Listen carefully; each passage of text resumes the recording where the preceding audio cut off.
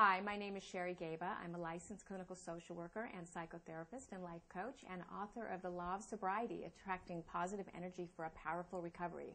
My practice is in Agoura, California. Can you talk about your style of therapy? I can be confrontive when I have to. I can also be very nurturing. I've worked in all different fields, from hospice to child custody mediation to addictions. It takes the type of therapist that can allow people to trust you and to allow the connection to happen pretty quickly, but at the same time, really working through people's resistance and denial. You know, when we talk about addiction, we're talking about life or death. And if somebody's in resistance and in denial and they're just not getting it, I'm going to get in their face. You can be sure of it. Sherry, how often do you deal with overbearing in-laws? The truth of the matter is I see them in personal cases and I see them professionally. A lot of times when you're dealing with addictions, for instance, you have in-laws that are in complete denial of their children's disease. And so I really have to sit with them, do family sessions, and really work through that resistance and denial. What is it they don't want to see? What is it they don't want to see in their children when their children really do have a disease that is deadly? True. Is it a big problem for married couples nowadays? Nowadays, there are so many financial problems going on in the world. I see it all the time. Then you take problems such as intimacy and lack of sex and problems raising children and difference of opinions. And then you add the financial problems, and there are many, many couples struggling right now, not knowing what to do. Can they live in the same house together separated? Should they move out? Can they afford it? It's a prevalent issue today. Okay, do you love your job? I love my job. I'm passionate about my job. I gave up a lot 15 years ago to go back to school. I was a single mother. I had to work. I had to intern. I had to raise my daughter. And I did everything I could to make this job and career happen. And I did it, and I'm really proud of it. Wow. What's the best part? The best part is working with people, helping heal people, being honest, doing what I love, waking up in the morning and doing what I can do to help the universe. And now with my book, The Law of Sobriety, spreading a message that will help addicts all over the world. All right. Explain one exercise you use in family therapy. One exercise that's really helpful in any type of therapy, including family therapy, is having people talk to the healthy self and the non-healthy self. If we look at addiction, for instance, we're talking about talk to your disease and then talk to your healthy self. That is really powerful when someone's able to see what it looks like when they're in their unhealthy self. What's the most important part of your job?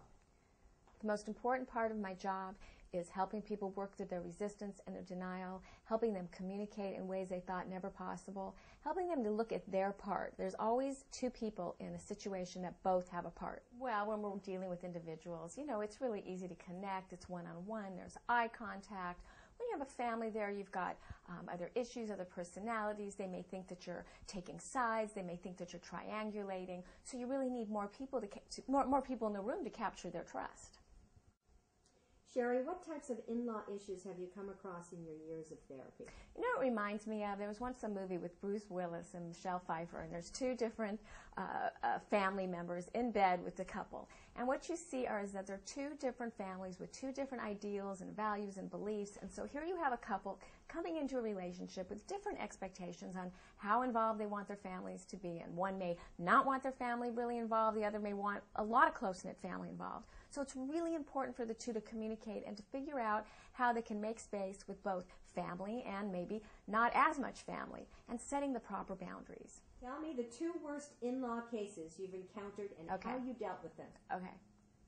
Okay, one of the first ones I'm going to mention, I'm just going to put it right out there, is a personal one. When you have someone that you love that may be in their disease, and you have a person in the family, a mother, for instance, that's sabotaging, that really believes that it's your fault, that you're abandoning this person with the disease, when really what you're trying to do is help them. You're trying to get them in recovery. You're trying to get them the help that they need.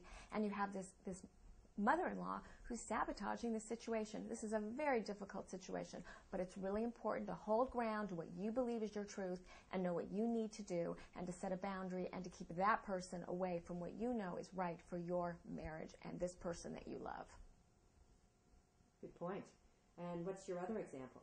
Another example is, again, the intrusive in-law that constantly wants to be a part of child rearing, wants to tell you how to raise your kids, constantly has opinions about everything. undermining the parents themselves. Very important, again, for the couple to communicate about what they want to do as parents. Sure, bring in information from outside sources. Talk to your parents about what their needs are, but it's you, the couple, that come first and how you want to raise your children.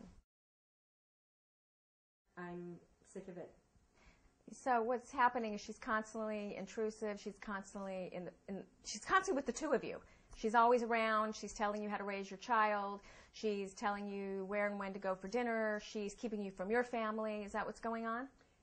And it's beyond that, because the thing that makes me nauseous is that she babies him and he loves it, and it makes me sick. Yeah, so there's this real fused, codependent relationship going on with him and his mom.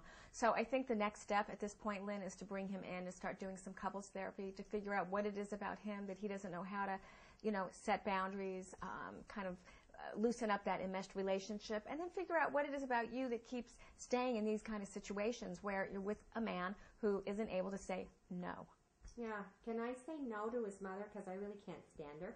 I know you want to say no. I think to start with, let's just bring the two of you in and figure out how the two of you can communicate with each other effectively so that he can communicate with his mother what it is that is acceptable and what isn't acceptable.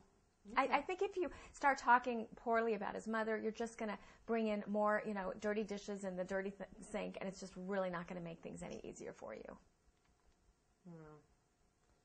Okay, it's hard because there's nothing I like about her. I know. And we've been through this for a while. I know we've been talking about this for a long time. So I think it's time now to just bring him in and start really figuring out what is the dynamic going on with him and his mom, and the dynamic that's going on within the two of you, so that you can't make the two of you the focus, versus her being the focus. Okay. All right, I'm bringing him in. Okay, Sherry, I know that I've tolerated verbal abuse, and I separated Jack from my daughter, but it's over because there was physical violence. Yeah, the line has been crossed. I mean, where's the line in the sand, Lynn? I mean, Jack he's crossed it. He hurt you, he hurt your daughter, he hit your daughter, it's escalated. We know the cycle of violence will often lead from verbal abuse to physical abuse. I just want to make sure you're safe, and more importantly, I want to make sure your daughter is safe. I want to know what you're going to do. Are you going to file a restraining order? Did you call the police? Did you make an arrest? Well, the police came, and there's going to be a battery charge against him, but he keeps sending me these texts that he wants me to take accountability for this. Okay, so it's escalating, and he's projecting all of it back on you, and we know that's not the case. Sure, you both have a part in this relationship, but the bottom line is no one is ever to be hit, especially a child, and especially you. And this is just out of line. I'm looking at you. I see the bruise on your face. You've got to move on. It's hard. Yeah, well, this has been going on a long time, and we've got to start understanding what is it about you, Lynn, that you're willing to put up with this. You keep picking the same kind of men over and over again, and now it's gotten to a point of physical abuse. It's no longer just verbal abuse. Verbal abuse is bad enough. It's a sting. Nobody sees it. Physical abuse, it's right there. It's right in front of you. I see it. I see it in your face. Okay, so I have to take care of my daughter now. You need to take care of you. You need to take care of your daughter. It's going to be okay. You can find yourself a victims of violence support group. You can continue in one-on-one therapy. There's a lot of help out there. I want to know what you're going to do to take care of you and your daughter. Why are you the best person for the job, Sherry? Because I am passionate about what I do. I love helping people. I love healing people. I love dysfunctional situations, and working with in-laws is certainly dysfunctional, and it's a complete match-up to everything else I've ever done in my career, and I think it would be a wonderful challenge, and I think I would make this show an absolute hit.